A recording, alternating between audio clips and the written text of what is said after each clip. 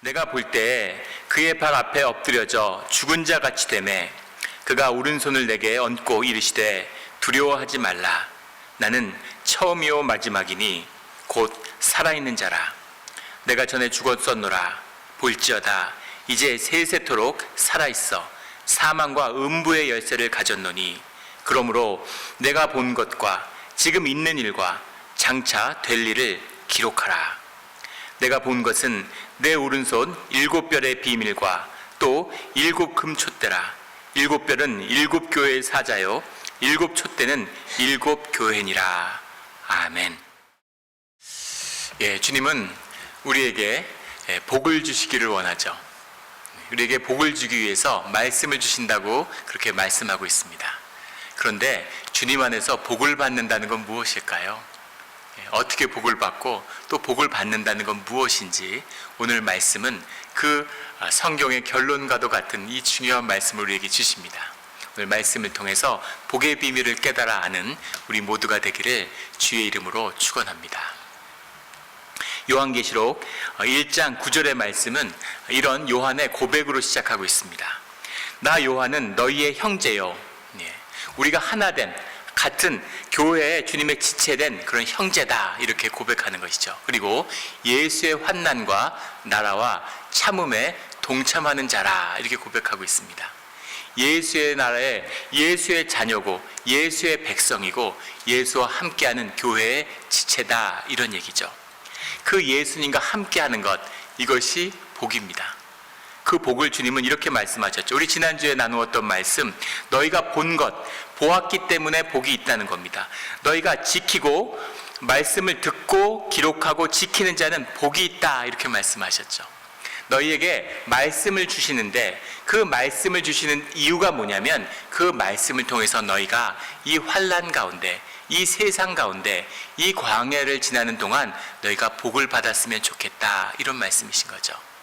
그래서 요한이 그 복에 대한 그 복의 비밀에 대한 고백을 드리고 있는 거예요. 예수의 환난과 나라에 동참하는 자였다. 예수와 함께하는 것, 이 땅에서 예수의 이름과 함께하는 것은 주님이 겪은 이 땅의 환난과 함께하는 것이라는 거죠. 그리고 이 땅에서 예수의 나라의 백성으로 주님의 명령을 듣고 주님의 음성을 따라 살아가는 자들, 그것이 예수의 나라에 동참하는 자들이죠. 그리고 예수의 참음에 동참했다. 참음이란 말이 휴퍼메노라는 말인데 밑에 서 있다 이런 뜻입니다. Stay behind. 예수님의 참음이라고 했는데 예수님이 누구의 뒤에 서 있다는 것인가요?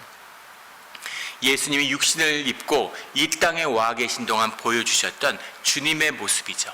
하나님과 어떻게 함께하는가, 영이신 하나님, 보이지 않는 하나님과 함께하는 비밀이 무엇인가. 예수님이 고백 속에서 주님 왜 나를 버리셨습니까? 그런데 나의 뜻대로 하지 마시고 주님의 뜻대로 하여 주십시오 라는 기도를, 모든 삶에서 하나님이 우선인 거죠. 하나님 뒤에 서 있는 겁니다. 하나님이 앞서가시고 하나님이 삶에서 모든 것에 우선이 되는 거예요. 이것이 예수의 참음에 동참하는 자입니다. 세상에 살면서 많은 선택과 또 삶에서 중요한 게 얼마나 많아요. 현상을 살고 있는데 이 눈에 보이는 육신의 세상 끊임없이 변화하는데 세상을 쫓는 자들은 정신없는 겁니다. 너무 바빠요. 제가 한국을 방문하니까 형제들이 그런 얘기를 하더라고요. 다 정신이 없는 겁니다. 하도 바빠서.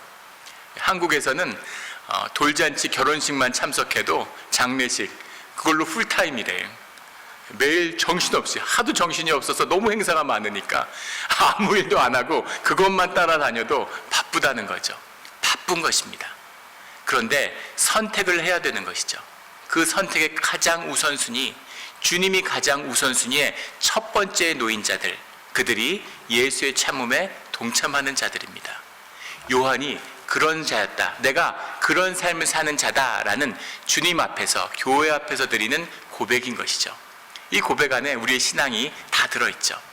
예수의 환난과 예수의 나라와 예수의 참음에 동참하는 자다, 나 요한은, 이렇게 고백하는 겁니다. 그런데 하나님의 말씀과 예수를 증언하였으므로 말미암아 밤모라는 섬에 있었더니, 사도 바울도 너희도 말씀을 받아서 나처럼 그렇게 복을 누렸으면 좋겠어. 주님의 은혜를 너희가 좀 받으면 얼마나 좋을까. 그런데 그 고백을 어디서 하냐면 로마의 지하 감옥에 갇혀서 하고 있는 겁니다.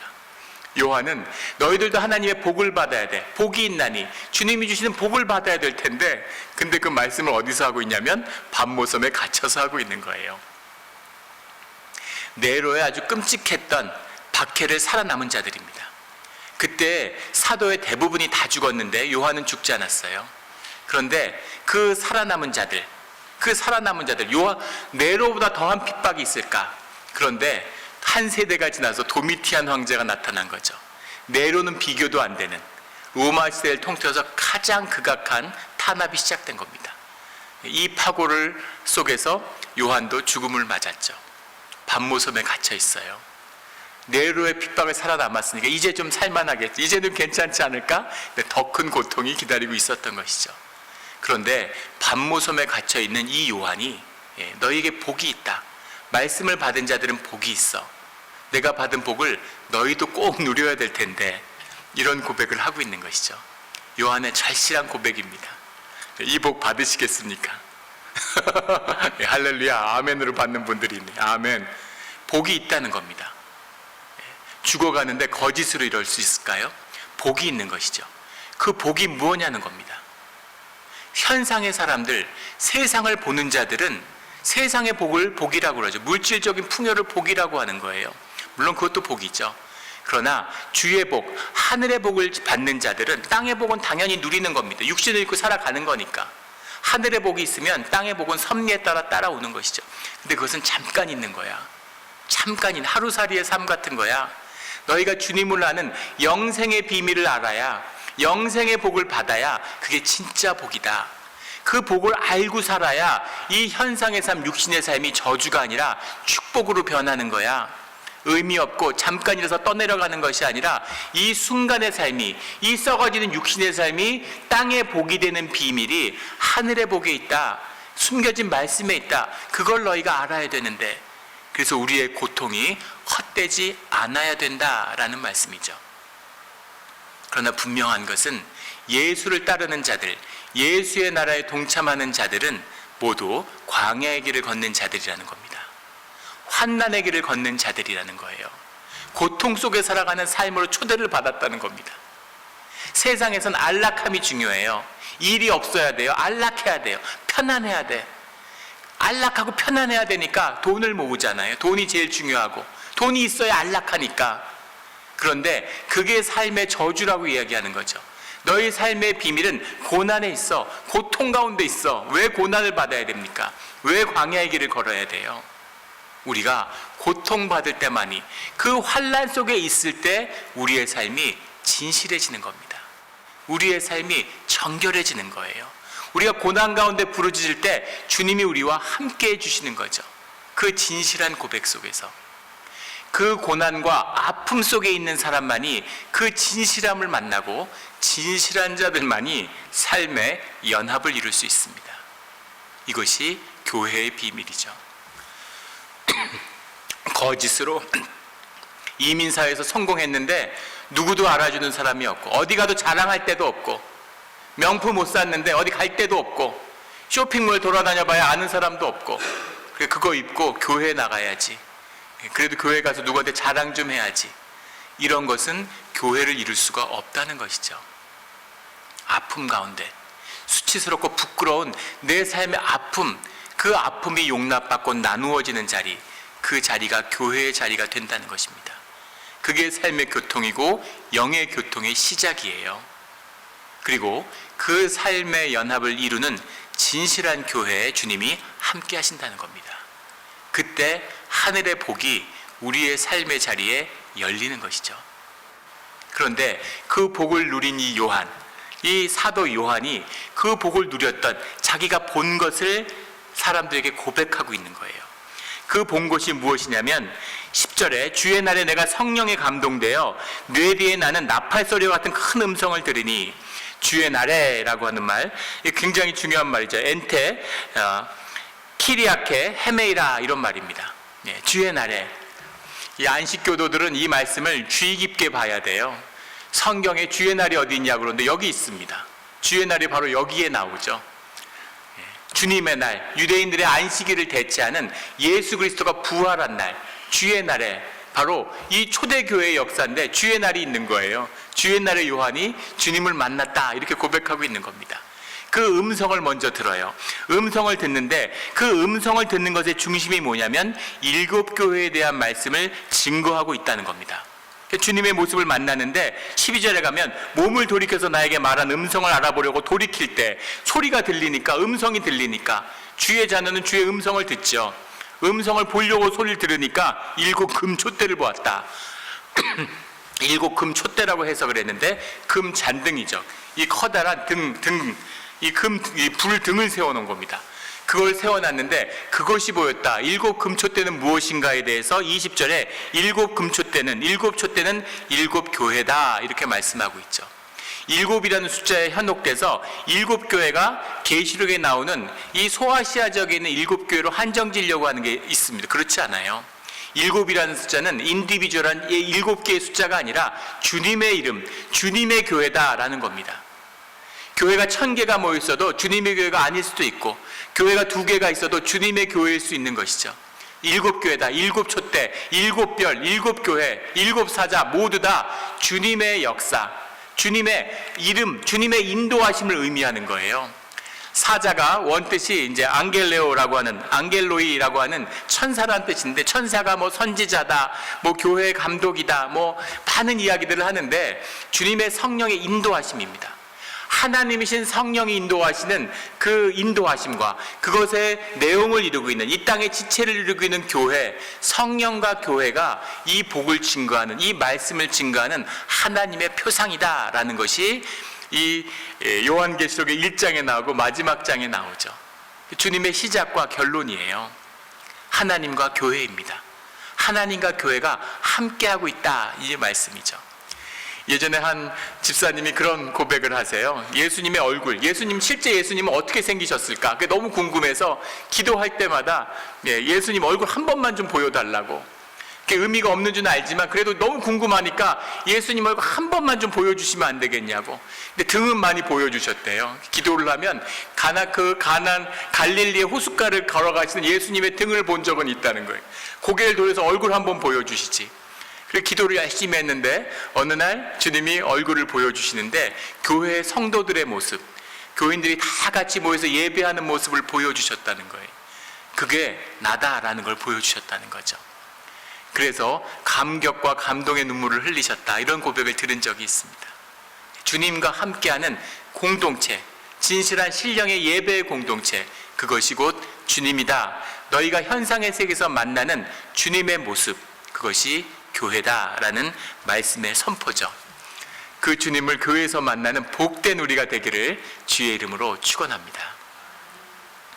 그 주님을 만났는데 13절에 촛대 사이에 인자와 같은 이가 있고 발에 끌리는 옷을 입고 가슴에 금띠를 띠고 중보자이신 대제사장이 되시는 인자와 같은 이, 사람의 아들과 같이 보였다. 하나님인데 사람의 형상을 가지고 계셨다라는 거죠. 직접 뵈니까, 환상 가운데 뵈니까 주님은 그런 분이셨다라는 겁니다. 그리고 15절 16절에 그 묘사가 나와요. 발은 풀무불에 단련한 빛난 주석 같고 음성은 물소리와 같고 오른손에 7뼈 있고 7뼈를 오른손에 어떻게 들고 있을까요? 입에서 날성검이 나오고 입에서 칼이 나와요. 말씀을 상징하는 것이죠. 말씀의 주인이 주님이셨구나. 이걸 뭐 달리 표현할 수가 없으니까 요한의 경험, 그 시대의 교회의 경험 가운데 묘사하고 있는 것 뿐입니다. 자신이 본 진실을, 그 본질의 세계를 현상으로 설명해야 되니까 현상의 언어로 설명할 수밖에 없는 거죠. 그 골수를 쪼개는 말씀을 뭐라고 표현할 수가 없으니까, 그러니까 입에서 날선 검이 나온다 이렇게 표현하는 거예요. 그것을 표현할 수 없는 걸 표현하고 있는 거죠. 그 얼굴은 해가 힘있게 비치는 것 같더라, 얼굴은 태양과 같더라, 이렇게 묘사하고 있는 겁니다. 그 결론이 뭐냐면 17절에 나오는 나는 처음이요 마지막이니 하는 이 말씀이죠. 그분이 누구였냐면, 그 사람과 같이 보이는 이가 누구였냐면 바로 그분이 하나님이셨구나 라는 겁니다. 하나님을 만났어요. 하나님을 만나면 죄는 하나님 앞에 있을 수가 없으니까, 죄는 불살라져야 되는 거니까 죽어야 되는 것이죠.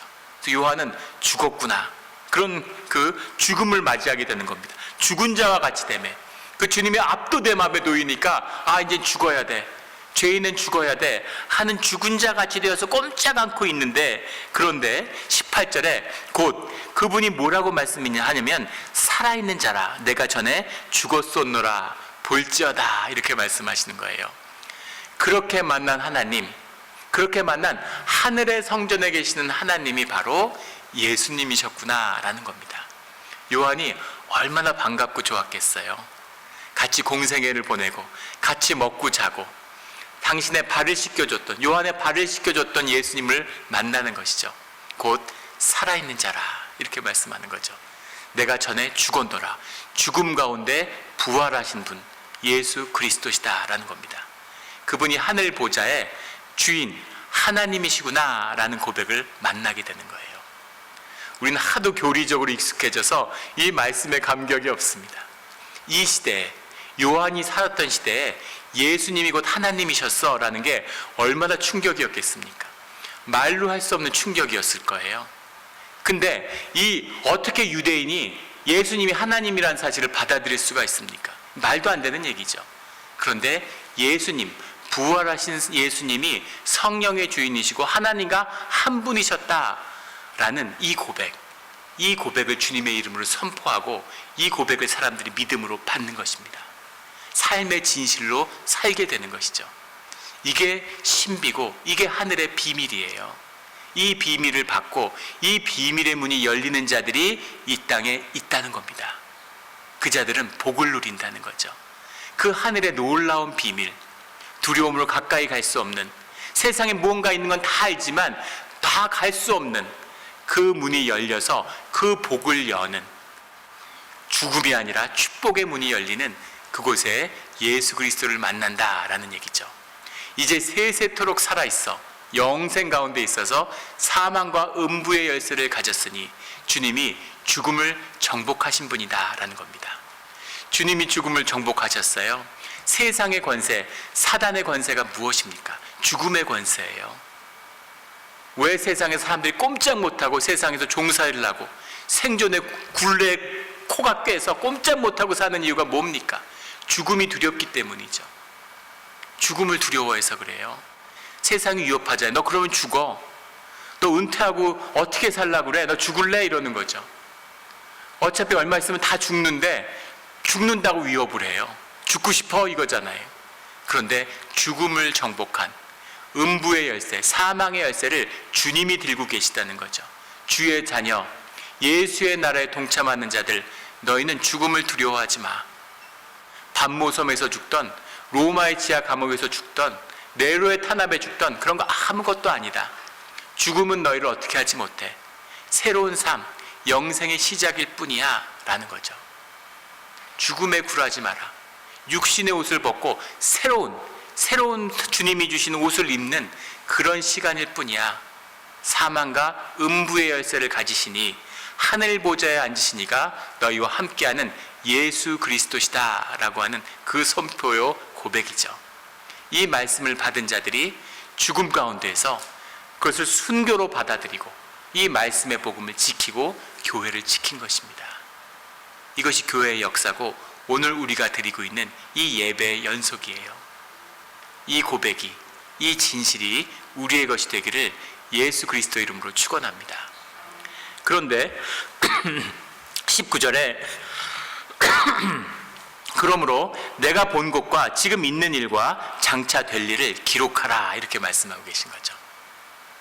지금 네가 본 것, 지금 있는 일, 그리고 장차 될 일을 기록해서 그 말씀을 선포하고 증거하는 자가 되어야 된다. 이것이 사도 요한이 받은 이 복음의 비밀이에요. 이걸 기록하고 선포해야 되는 뜻이 무엇일까 하는 것이죠. 이 말씀의 비밀입니다. 본질의 세계를, 보이지 않는 세계를 봐야 되는 것이죠. 보는 자들, 우리 지난주에 나왔던 말씀은 보이지 않는 것을 보는 눈이 열려야 된다. 본질의 세계가 있다는 걸 알아야 돼. 그걸 알아야지만이 너희가 복이 된다라는 거죠. 오늘의 말씀의 비밀은 그 너희가 본 것의 중심이 뭐냐면, 너희가 무엇을 보았냐면 예수 그리스도가 하나님이시고 세상의 모든 권세의 주인이 주님이시라는 걸 너희가 알아야 된다. 너희는 죽음을 뛰어넘은 자들이라는 걸 알아야 된다라는 거죠. 그리고 그 말씀을 기록해서 전해야 할 뜻이 있다는 거죠. 그 전해야 되는 뜻, 이걸 왜 전해야 되는 것일까 하는 겁니다. 왜 이 말씀을 고난 가운데 있는 주의 자녀들이 계속 들어야 되는가, 이 말씀과 함께 해야 되는가라는 비밀이죠. 어저께 우리 노숙자 방한복 나눔 행사를 마치고 오는데 또 비도 올 때 잘 끝났는데 오니까 또 비가 많이 내리더라고요. 근데 마지막에 우리 여기 다 왔는데 자동차 사고가 2건이 동시에 터졌어요. 미리 터졌으면 우회라도 했을 텐데 꼼짝 못하고 차 속에서 1시간을 넘게 비가 오는데 서 있었습니다. 어떻게 고속도로에서 차가 꼼짝 안 하고 서 있을까요? 좀 어떻게 좀 가게 해주지, 길을 막아놓고서. 그런데 어제는 그래도 괜찮았습니다. 같이 가니까 뭐 이야기도 하고 그 안에서 이렇게 재밌게 아주 도란도란 시간을 잘 보냈어요. 근데 만약에 혼자였으면 정말 힘들었을 겁니다. 그런 경험을 몇 번 하고 나면 구글에 절대적으로 구글이 가라는 대로만 가요. 그 맵에서 이렇게 하라 그러면 이렇게 하고 저렇게 하라 그러면 저렇게 합니다. 몇 번 의심하고 잘못된 길로 들어섰다가 가슴을 치고 후회하고 이제 무조건 구글이 하라는 대로 하죠. 전에 한번 산호세에 약속이 있어 나가는데 구글에서 101을 타자마자 밖으로 나가라는 거예요. 첫 엑시트에서 밖으로 나가라는 겁니다. 이럴 리가 없는데 왜 그러나 하지만 믿고 따라야 되는 거죠. 그래서 나갔습니다. 나갔는데 처음에 나가니까 길이 101하고 패러렐하게 가요. 근데 그 101의 차들이 쌩쌩 달리는데 나는 로컬 길로 가고 있는 겁니다. 흙먼지를 날리면서 가는데 막 말롱장 나오고 막 라마도 나오고 염소 뭐 양 별게 다 나오더라고요. 계속 산길로 가는데 산 위로 가는데 101이 보이는데 101은 쌩쌩 달리고 있는 거예요. 얼마나 마음이 힘들었겠습니까? 돌아갈까? 다시 나갈까? 그냥 갈까? 믿어볼까? 되돌아갈까? 막 너무 마음이 힘든 거예요. 참고 계속 믿고 가려는데 정말 힘든 시간인 거죠. 힘들게 믿고 가는데 그 시간을 한 20분, 30분 간 겁니다. 이거 5분, 10분이면 갈 거리를 2, 30분 걸려가지고 이렇게 가야 되나? 돌아서 그 광야의 길을 가고 있는 거죠. 가다가 언덕을 넘어서 다시 이제 101으로 들어가라는 길로 내려서는데 그 언덕길을 올라가는 순간 101의 뒤편이 보이는 거예요. 근데 거기에 컨테이너 트럭 하나가 옆으로 누워 있는 겁니다. 사고가 나서 쓰러져 있는데 길을 완전히 막았어요. 그 끝까지, 지평선 끝까지 차들이 막혀 있는데 심지어 차를 세워놓고 길에 사람들이 나와 있더라고요. 적어도 4시간 안에는 못 나옵니다. 그 앞으로, 그 컨테이너 트럭에 누워있는 앞으로 차가 진입하는 거죠, 101으로. 글로 들어가니까 차가 한 대도 없어요. 그때부터는 쌩쌩 달려서 아무 차도 없는데 101을 전세 낸 것 같아요. 거기를 쫙 달리면서 앞으로 가는데 그 모든 힘들었던 시간이 보상받는 것 같은, 얼마나 마음이 기쁘고 좋은지, 야, 천국에 가면 이런 마음일까, 이런 생각이 들었습니다. 차 막히는데 나가는 거하고 비교될 수가 없는 것이겠죠. 힘들고 어려웠어요. 마음의 고생이 심했습니다. 참고 갔는데 이런 때가 오는구나, 이걸 위한 것이었구나. 앞에서 아무리 쌩쌩 달려봐야 아무 소용없구나. 결국은 길에 서서 저렇게 못 가고 마는 것인데 고생은 했지만 101에 넣어서도 슝슝 달리니까 너무 좋은 거죠. 우리가 광야의 길을 걷고 있습니다. 힘들어요. 세상에 독하고 악한 사람들이 흥황하는 시대입니다. 주님은 그걸 부러워하지 말라고 말씀하시죠. 왕국을 부러워하지 마. 너희는 광야의 길을 걷는 광야의 백성이다. 이렇게 말씀하고 있는 거예요. 그 힘든 마음, 너희가 이 힘든 길을 가기 위해서는 뭘 봐야 되냐면 장차 이루어질 일, 너희 가운데 성취될 일이 무엇인지를 봐야 된다는 거죠. 그걸 보는 자들은 복이 있다. 그걸 보는 자들은 결코 광야의 길이 고생스럽고 힘들고 번민하는 그런 시간이 되지 않는다는 거죠. 그걸 미리 봤으면 얼마나 감사하고 즐겁게, 이런 데도 있구나, 말도 보면서, 초원을 보면서 얼마나 기쁘고 여유 있게 갈 수 있었겠습니까? 안 보이니까, 모르니까 번민하고 괴롭고 두렵고 이런 거잖아요. 그걸 봐야 된다는 것이죠. 그걸 보는 것이 너희에게 주어진 이 계시록의 말씀이다 라는 뜻이죠. 그걸 보는 자들만이 예수의 나라에, 예수의 환난에, 예수의 참음에 동참하는 자들이 된다. 그 자들은 복되다라는 말씀입니다. 그 복을 잃지 않는, 그 복을 누리는 우리 모두가 되기를 예수 그리스도 이름으로 축원합니다. 아멘. 함께 기도드리겠습니다.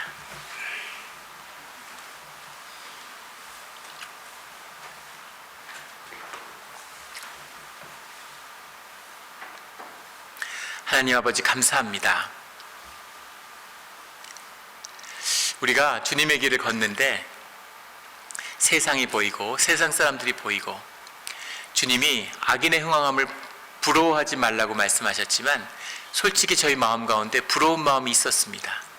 하지만 주님, 그 끝이 무엇인지, 삶의 진실이, 삶의 비밀이 무엇인지를 말씀으로 보여주시니 감사합니다. 그것을 보고 주 안에서 복된 자가 되게 하여 주시옵소서. 감사하며 예수 그리스도 이름으로 기도드렸습니다. 아멘.